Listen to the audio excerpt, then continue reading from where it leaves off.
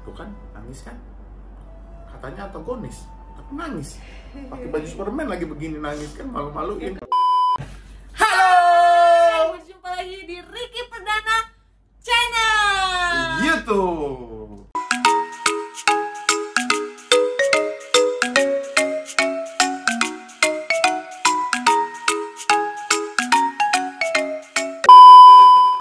Dia tuh susah banget nangis, tapi ada satu momen kalau aku nonton bareng dia, terus tiba-tiba dia tuh nangis gitu aja gitu. Terus kadang-kadang, loh kenapa nangis gitu? Coba jelaskan. Ya mau gimana Ya ya? kan kamu suka nangis gitu kan kalau di... Ya mau gimana? Kita kan nggak pernah tahu soal umur gitu. Memang aku akuin umur aku kan sudah, ya udah dikategorikan berumur lah gitu.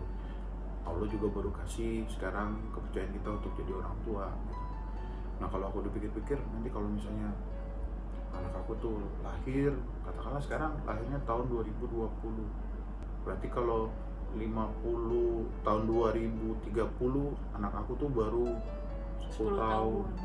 Aku udah nambah 10 tahun gitu. Terus kalau dia umurnya 16 tahun, aku berarti kan nambah sekitar 16 tahun lagi. Aku udah hitung umur aku tuh berapa gitu. Ya aku kan nggak pernah tahu, kecuali kalau Allah menjamin umur aku tuh panjang, aku gak akan pernah takut gitu. Tapi ini kan ya kita lihat lah, kemarin ada teman kita artis masih muda meninggal, anak kecil baru itu meninggal. Nah aku tuh cuma pikir, ya Allah terima kasih udah kasih kepercayaan aku jadi calon orang tua gitu. Cuman kan aku kan takut gitu. Yang aku takutin tuh kenapa? Ya aku kan punya tanggung jawab. Nanti kalau anak aku udah besar lahir, ya kalau dia lahir aku masih ada, ya aku syukur aku masih bisa untuk bantu dia gitu, untuk dia apa ya, untuk didik dia, jaga amanah dari Allah gitu. Tapi kalau akunya nggak ada, atau nanti dia butuh berpendidikan, apalagi sekarang kan biaya kan ada mahal semua. Terus aku tuh cuma mikir nanti di gimana gitu, apakah dia dapat sosok orang yang nampil, karena aku ngerasain banget nggak ada ayah, nggak ada apa itu nggak enak sayang, nggak ada orang tua tuh nggak enak gitu. Dan aku tuh baru ngerasain kehilangan tuh karena apa yang meninggal gitu. Jadi aduh, aku tuh Kamu masih sehat kok, ya itu makanya aku bilang sama kamu, mudah-mudahan doain aku sehat. Aku selalu ngomong sama kamu dalam perut anak tuh, aku ngomong sayang, kamu baik-baik ya di dalam perut mami kamu. Papi minta kamu keluar nanti sehat, keluar nanti kamunya nggak susahin mami kamu. Papi akan selalu bantu apapun yang bisa papi lakuin buat kamu, terbaik papi lakuin gitu. Aku kan gitu. Jadi ya aku selalu berdoa, ya Allah panjangin umur aku, kasih aku kesempatan, aku masih bisa diberi kelapangan umur, bisa berbakti jadi anak, jadi teman, jadi orang yang bermanfaat buat orang banyak, ya jadi orang tua yang baik karena jaga aman. Udah gitu. Makanya udahlah. Tuh kan, nangis kan? Katanya antagonis, tapi nangis. Pakai baju Superman lagi begini nangis kan, malu-maluin. Kan biar orang tuh tahu yang namanya Ricky Perdana juga bisa nangis, ya kan? Ini udah tahun keberapa sih kamu nggak sama Ape? Apa sih yang paling kamu kangenin dari almarhum Ape gitu? Dan kamu kan pernah bilang kamu tuh pengen jadi sosok yang seperti Ape gitu.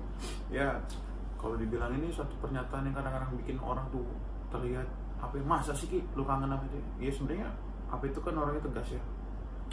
Aku tuh kangen dimarahin sama dia gitu, dikasih tahu sama dia. Walaupun umur aku udah segini tuh, aku tetap butuh yang namanya, kalau laki-laki tuh diberi nasihat sama bapaknya, kita tuh ibarat itu kayak mata angin gitu loh. Nih kamu begini, orang tua tuh tegas. Tapi kalau perempuan, ibu ngasih tahu itu pakai hati, pendekatan. Jadi kadang-kadang memang kalau untuk ngomong sama Ape almarhum tuh nggak bisa semuanya. Tapi kalau sama Ape tuh, Ale pengen ngelakuin ini, jangan ini. Nah dia tuh langsung tak gitu. Kalau sama orang tua kan, ya lakuin aja dulu gini-gini, men gitu kan, kayak gitu. Masih ada ininya. Itu Ape lah. Kalau Ape itu saklek gitu maksudnya. Itu saklek, dia tuh bilang enggak boleh. Jadi terus, kamu pengen jadi sosok ayah seperti Ape gitu? Ya apapun yang terbaik dari almarhum ya pasti akan aku ingat gitu. Karena sudut pandangnya orang mungkin beda.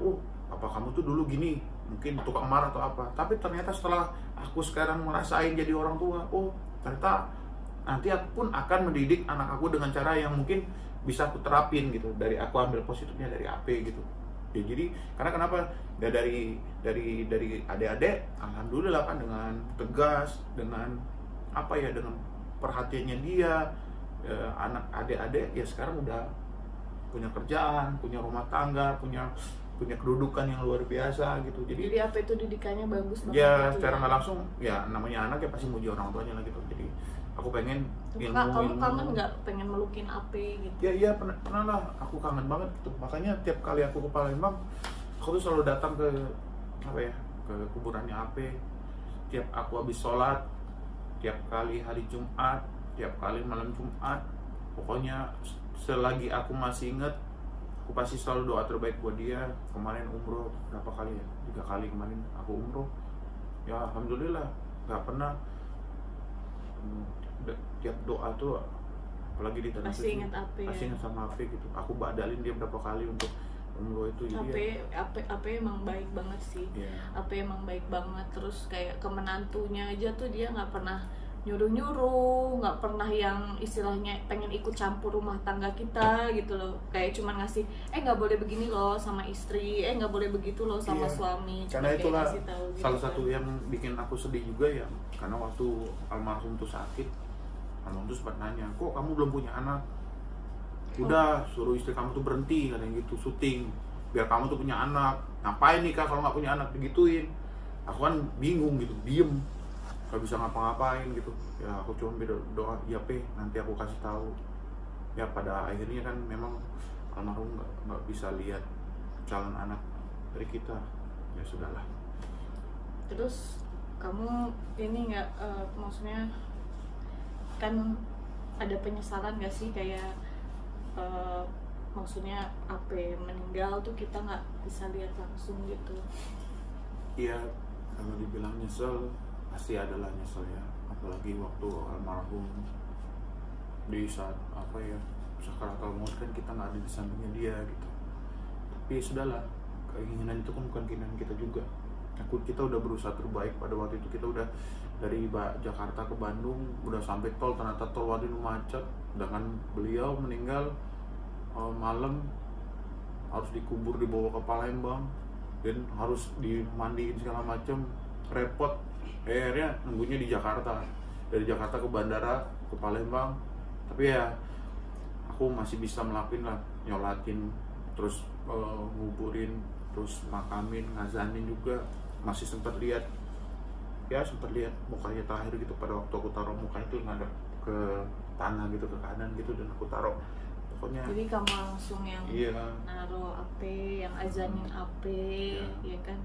Jadi maksudnya itu salah satu bakti kamu lah ya sebagai seorang anak. Bakti sih akan terus, cuman paling tidak penghormatan terakhir aku pada AP gitu, itu udah aku lakuin terbaik sebagai anak. Aku turun ke bawah, nyambut, angkat dia, bawa dari pesawat sampai ke Masjid Agung, dari Masjid Agung Palembang ke kuburan yang di Palembang itu, ya udah aku lakuin lah. Dan setiap habis sholat, jadi sekarang udah habis nih nanya-nanyanya.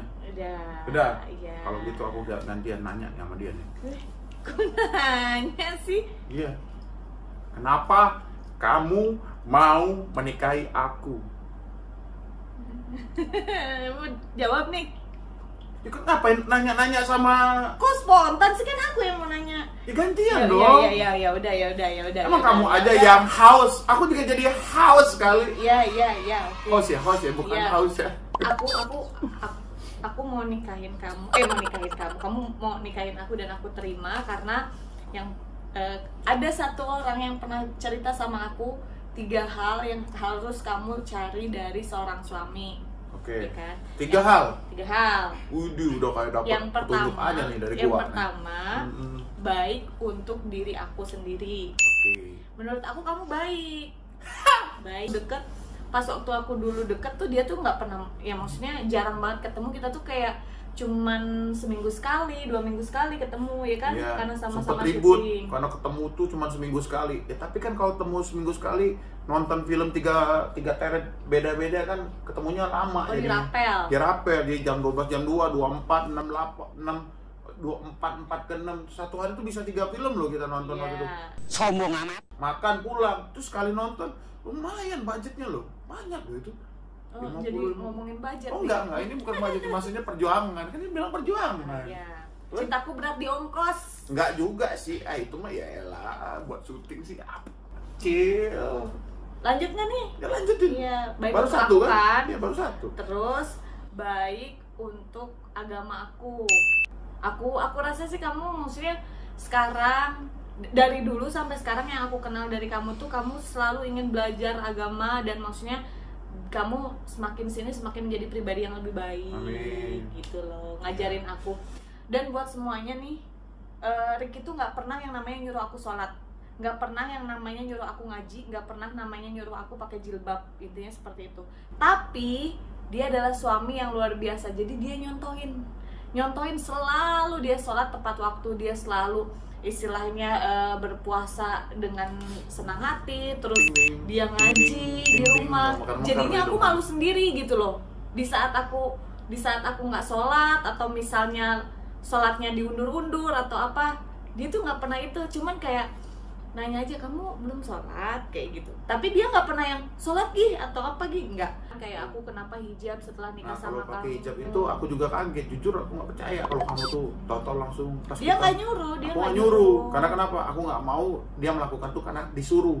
Atau karena kepaksa. Jadi atau karena takut sama aku. Sendiri gitu ya. Iya, harus dari sendiri. Tahu-tahu dia ngomong, aku mau hijab, aku seneng. Cuman aku minta, kalau kamu udah pakai hijab, tolong jangan pernah buka lagi.